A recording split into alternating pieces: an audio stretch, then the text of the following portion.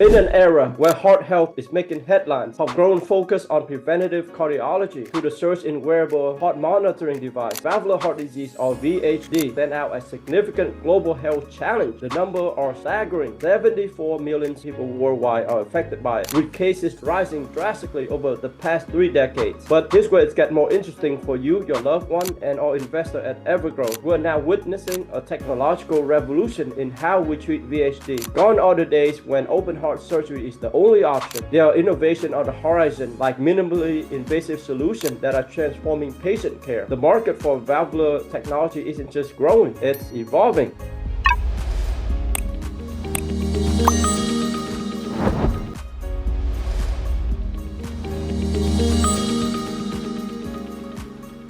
I'm Christina Bear. Welcome to today's Business Minute. Emerging biotech hedge fund Evergrowth Biohealthcare Capital. We invest mainly in young growth biotech company that have their lead drug in the preclinical stage or early product stage because they have much more growth potential. There are new gene therapy being approved, gene editing drug, and then also innovative drugs to treat obesity, to treat diabetes, to treat liver condition, and also many novel or new drugs to treat cancer. Now, by investing in companies that are at the forefront of such innovation, we support the cause that will continue to deliver the hope and new drug and new technology that ultimately improve the quality of life for the patient. In our binary event forecasting strategy, we have a very high success rate, over 80% success rate.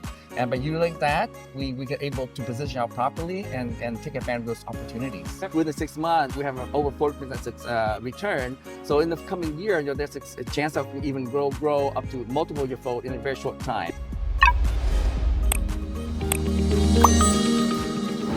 Welcome to this week's Open Mic webinar. Dr. Van, our chairman of the Medical and Scientific Advisory Committee. He's a cardiologist, also medical director of Biotech Medical Group. He's presenting on the topic of valvular heart disease, latest trend and innovation in this area. So I'm going to give you an overview or summary of what he discussed with members of our leadership team. On this topic, Dr. Van first started out by defining the condition of valvular heart disease or VHD, which is a condition that is affecting at least one of the 4 valves in the heart. Is leading to the valve that's not able to open or fail to keep closed. Dr. Van then discussed about the different causes of valvular heart disease, which include congenital and acquired. Congenital, as you can see, is due to genetic defect from birth. Acquired is when patient picked up this VHD, valvular heart disease, from condition including rheumatic heart fever, infection, connective disease. As you probably heard, about 15, 20 years ago, we have the amphetamine medication for weight loss. We use 2 amphetamine medications called fen-phen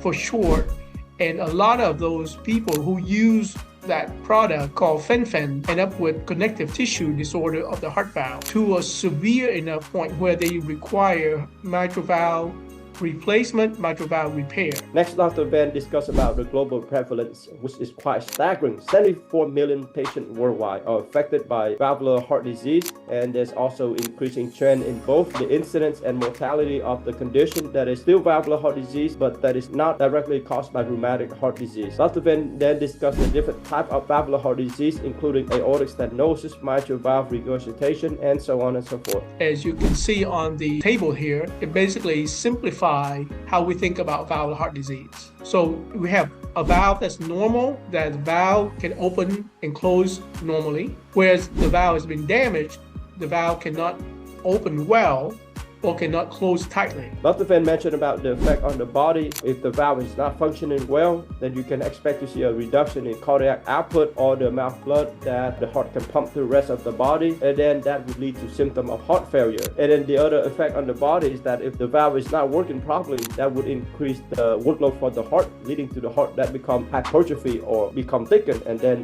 leading to heart failure as well. Arrhythmia can also occur when the heart muscle is being stressed. So the stressing of the heart muscle can also cause the heart to be irritated, and then arrhythmia will occur. Symptoms that we have for heart valve conditions: fatigue, shortness of breath, chest discomfort, swallowing the legs, palpitation. Some patients even get lightheadedness, and then loss of consciousness may occur. And then it also giving us signs when we do physical exam. We not only hear the heart murmur, but also can detect if patient have heart failure, result from pulmonary congestion, body edema, and then with infection, you also can see peripheral embolic signs such as from infectious source on the heart valve being thrown out to the body, causing embolic lesions distally, such as in the hand, in the fingertips, in the toes, in the feet, and also down into the kidney arteries, into the brain, result in what we may see as stroke-like symptoms. Diagnosis for this condition, as Dr. Van will discuss, include ECG, echocardiogram. He'll discuss and share that with you in more detail.